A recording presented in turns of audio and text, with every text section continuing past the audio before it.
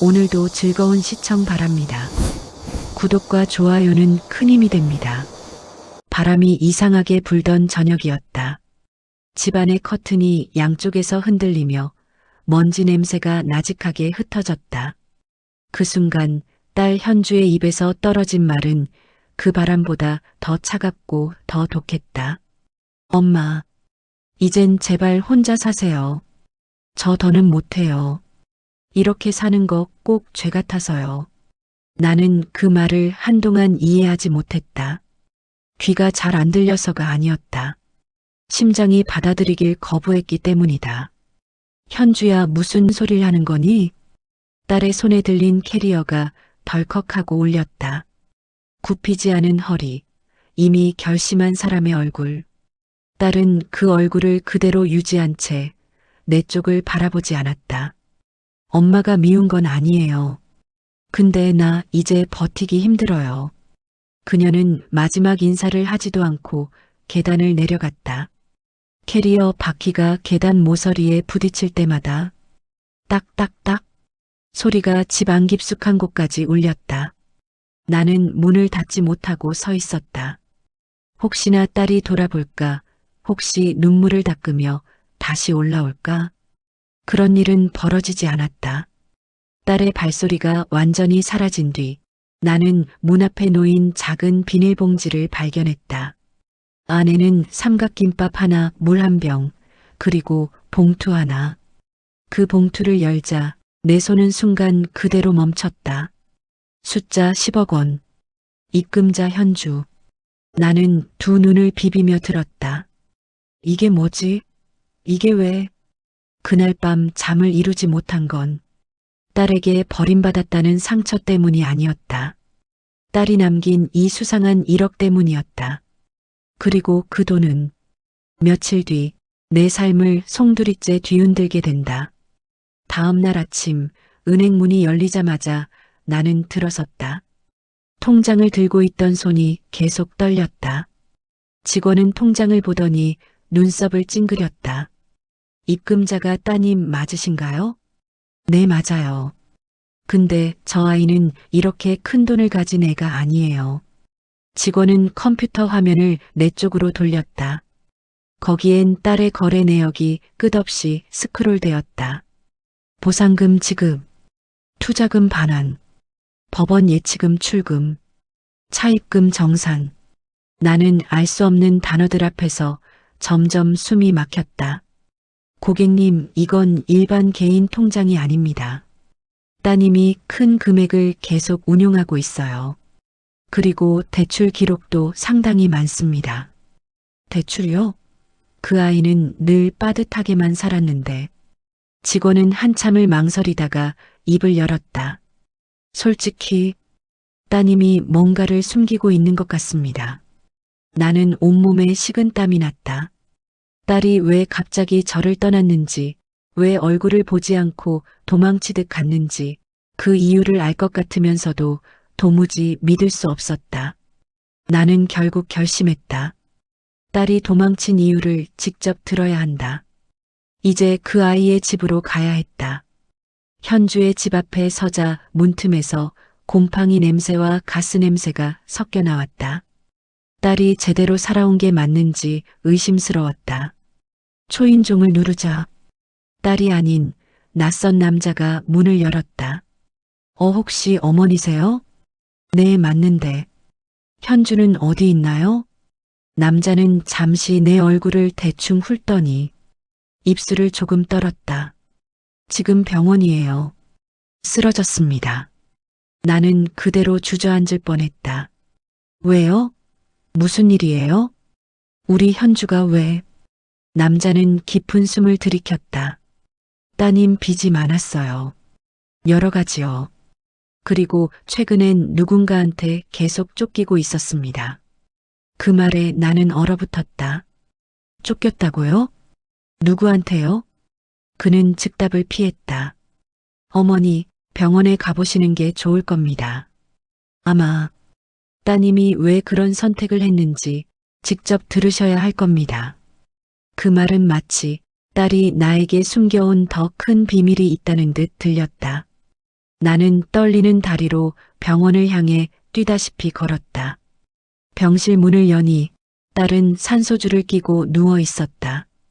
얼굴은 창백했고 숨은 가쁘고 손등엔 주삿바늘이 푹 박혀 있었다. 의사가 조용히 말했다.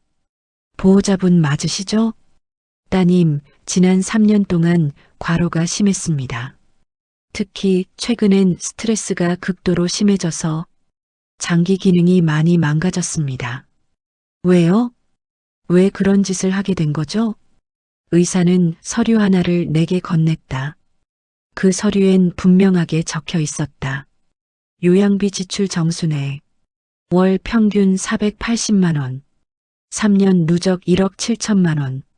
나는 그대로 의자에 주저앉았다.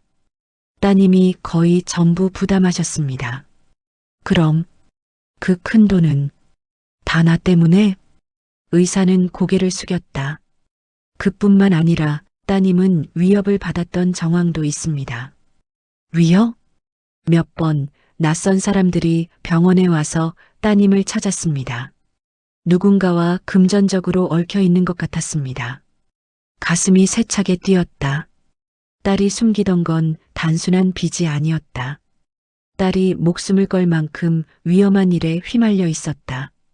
나는 딸이 깨어나는 순간을 기다리며 어떻게든 진실을 들어야 한다고 마음속으로 되뇌었다. 딸이 천천히 눈을 떴다. 눈꺼풀이 붓고 붉게 물들어 있었다. 그 눈빛을 보는 순간 나는 이미 마음속으로 직감했다. 이 아이는 나에게 말하지 않은 삶을 살아왔구나.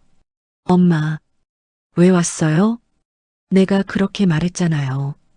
혼자 사시라고. 나는 침대 옆 의자를 끌어와 앉았다.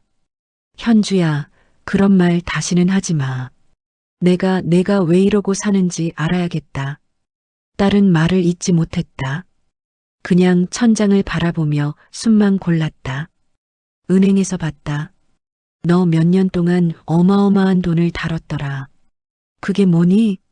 누구하고 얽힌 거니? 딸의 눈빛이 흔들렸다. 그 눈동자 속에는 분명 두려움과 포기와 비밀이 뒤섞여 있었다. 잠시 후 현주는 작게 말했다. 엄마, 나 사실 누군가에게서 도망 다니고 있었어요. 나는 의자에서 몸을 일으킬 뻔했다. 누구한테? 나 고모집에서 살던 시절이 있었잖아요. 엄마 수술 때문에 내가 올라오기 전에. 그때 내가 한 사람을 도왔어요. 나는 기억이 어렴풋했다.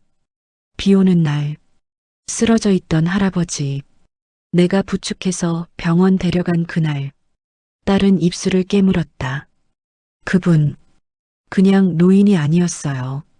중견기업 금화그룹 회장이었어요. 나는 숨이 턱 막혔다. 그분이 며칠 뒤 돌아가셨는데, 엄마, 그 사람, 나한테 유언장 하나를 남겼어요. 손이 떨렸다. 거기 적혀 있었어요. 내 전 재산을 나를 도와준 현주 씨 가족에게 주라. 그게 100억이었대요. 나는 입술을 꽉 깨물었다. 근데 그 아들들이 그걸 가만둘 리 없었죠.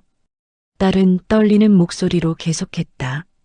아들들이 나를 찾아와서 협박하고 감시하고 고소하고 회사 직원들까지 찾아오고 난 그 사람들한테서 도망 다녔던 거예요. 나는 그 자리에 얼어붙었다. 엄마 요양비도 내가 내야 했고 사람들이 들이닥치면 엄마까지 위험할까봐 내가 엄마를 일부러 밀어냈어요. 딸이 울음을 삼켰다. 엄마를 지키려고 날 싫어하게 만들려고 일부러 말한 거였어요. 혼자 사세요라고. 나는 눈을 감았다. 입술이 떨려 말을 내뱉을 수 없을 정도였다. 하지만 이제부터 진짜 반전이 시작된다. 며칠 뒤 담당 변호사가 병실로 찾아왔다. 빛나는 구두, 매끈한 정장, 드라이한 말투. 딱 봐도 돈 냄새가 나는 사람이었다. 정순애 씨 보호자분 맞습니까? 네, 딸아이가 많이 힘든 상황입니다. 변호사는 가방에서 두툼한 서류철을 꺼냈다. 금화그룹 회장의 유언장 문제로 오랜 기간 소송이 이어졌습니다. 사실 따님께 그 돈이 아직 확정된 것이 아닙니다. 나는 놀라며 물었다. 확정이 안 됐다니요? 즉, 따님은 아직 단 한 푼도 받은 게 없습니다. 나는 멍해졌다. 그리고 중요한 사실은 유언장이 전부 진짜가 아니라는 것입니다. 뭐라고요? 변호사는 서류 한 장을 짚었다. 유언장 2개가 존재합니다. 하나는 따님에게 재산을 넘긴다는 것. 다른 하나는 변호사는 잠시 말을 멈췄다. 다른 하나는 모든 재산을 아들에게 넘긴다. 는 내용입니다. 두 문서가 모두 진본 판정을 받았습니다. 나는 믿을 수 없었다. 유언장이 둘 다 진본이면 누군가 2번 작성하게 만든 겁니다. 그리고 그 둘 중 어느 쪽이 회장의 진심이었는지는 아무도 모릅니다. 그때 딸이 작게 말하자 변호사가 귀를 기울였다. 그러니까 결국 내가 사람들한테 쫓겼던 이유가 진짜 돈 때문이 아니라 그 사람들이 날 이용하려고. 변호사는 고개를 끄덕였다. 그렇습니다. 양쪽에서 모두 따님을 도구로 보았던 겁니다. 그 말이 떨어지는 순간 나는 심장이 다시 한번 내려앉는 기분을 느꼈다. 즉, 100억의 실체는 딸을 향한 감사가 아니라 딸을 이용하려는 양쪽의 전쟁이었다. 딸은 돈의 주인이 아니었다. 딸은 전쟁터 한복판의 희생양이었다. 그리고 이어질 씬 7에서 진짜 비밀이 밝혀진다. 밤이 깊어 딸은 잠에서 깼다. 창밖에 가로등 불빛이 병실 바닥에 길게 드리워졌다. 딸은 조용히 말했다. 엄마 사실 엄마한테 말 안 한 게 더 있어요. 그 말투가 달랐다. 죄책감이 아니라 두려움이었다. 뭔데 그러니 현주야. 그날 비 오는 날 할아버지 도와드린 거 엄마도 기억하죠? 그럼 내가 착해서 그날부터 내가 널 더 자랑스러워했잖니. 딸은 고개를 저었다. 엄마, 사실 그날 나 한 번 망설였어요. 나는 무슨 말인지 이해하지 못했다. 할아버지를 보자마자 나는 일단 지갑을 먼저 봤어요. 누가 버린 건가 하고 혹시라도 돈이 있을까 하고 나는 숨이 턱 막혔다. 그게 너무 부끄럽고 평생 말할 수가 없었어요. 그래서 그냥 착한 일 했다는 기억만 남겼어요. 나는 그 순간 딸의 말이 마치 세상이 박살나는 소리로 들렸다. 근데 그분이 나중에 뭐라 했는지 알아요? 가장 먼저 나를 도우려 한 사람은 당신이었다. 이렇게 말했대요. 딸의 떨리는 목소리가 이어졌다. 근데 그건 사실이 아니에요. 난 잠깐 지갑을 먼저 봤어요. 나는 딸의 손을 감싸며 말했다. 현주야, 사람은 살다 보면 그런 생각할 수 있어. 중요한 건 그걸 버리고 사람을 도운 거야. 딸은 고개를 저었다. 그게 아니에요. 그 할아버지가 남긴 유언장. 그거 내가 도운 것 때문이 아니었어요. 나중에 알고 보니 그분 내가 일하던 가게의 단골이었어요. 나는 놀라 딸을 바라봤다. 그분 날 알고 있었어요. 내가 회장님 몰래 커피에 사탕 2개 넣어주던 것도 내가 아플 때도 출근한 것도 다 알고 있었어요. 그러니까 100억의 유산은 공로의 선물이 아니라 오랫동안 바라본 작은 진심에 대한 감사였던 것이다. 하지만 딸의 마지막 말이 모든 이야기를 다시 뒤엎었다. 근데 엄마, 그분 아들들이 왜 그렇게 날 미워했는지 나 이제 알아요. 왜? 그분이 남긴 유언장 2개. 둘 다 진본이라는 이유. 그거 둘 다 내가 영향을 준 결과였대요. 딸은 눈을 감았다. 회장님이 돌아가시기 전에 나한테 같은 말을 2번 했다고 해요. 나는 너에게 고마워. 나는 너에게 미안해. 그리고 그 2감정이 유언장 2개를 만든 거래요. 나는 숨조차 쉴 수 없었다. 미안함과 고마움. 그 2감정 사이에서 회장님은 마지막까지 갈등했던 거예요. 즉, 100억의 전쟁은 내 딸의 작은 선함, 그리고 회장의 죄책감, 2감정에서 비롯된 것이었다. 모든 것은 딸이 앉았던 작은 커피숍에서 시작된 것이었다. 딸은 결국 병원에서 1달간 회복한 뒤 우리는 조용한 오래된 빌라로 이사했다. 딸은 아직 완전히 회복되지 않았지만 아침마다 나를 깨우는 작은 목소리가 있었다. 엄마 밥 먹어요. 창문으로 들어오는 햇빛이 딸의 볼을 천천히 비추었다. 나는 생각했다. 이 아이가 나에게 준 가장 큰 재산은 돈도 유산도 명예도 아닌 다시 잡은 이 작은 손이라는 것을. 그리고 어느 날 딸이 조심스럽게 말했다. 엄마, 그 소송 끝났대요. 그래. 그럼 이제 어떻게 되는 거니? 딸은 담담하게 말했다. 우리 결국 아무것도 못 받았어. 나는 미소 지었다. 괜찮다. 우리 이제 서로 있잖니. 딸이 잠시 놀란 얼굴을 했지만 곧 천천히 웃었다. 그 웃음 속에서 나는 그동안 딸이 얼마나 외로웠고 얼마나 아팠고 얼마나 두려웠는지 이제야 조금 알 것 같았다. 그리고 마지막 반전은 그날 밤에 찾아왔다. 문 앞에 놓인 작은 봉투. 열어보니 짧은 메모가 한 장 있었다. 감사의 표현은 다양한 방식으로 남아 있습니다. 필요하시면 연락 주세요. 금화그룹 비서실장. 나는 딸에게 말하지 않았다. 그 순간 나는 깨달았다. 우리가 선택해야 하는 건 돈이 아니라 삶이라는 것을. 그래서 그 메모를 조용히 찢어버렸다. 딸이 부엌에서 내 이름을 부르는 소리가 들렸다. 엄마 뭐해요? 아무것도 아니다. 우리 딸 밥 먹여야지.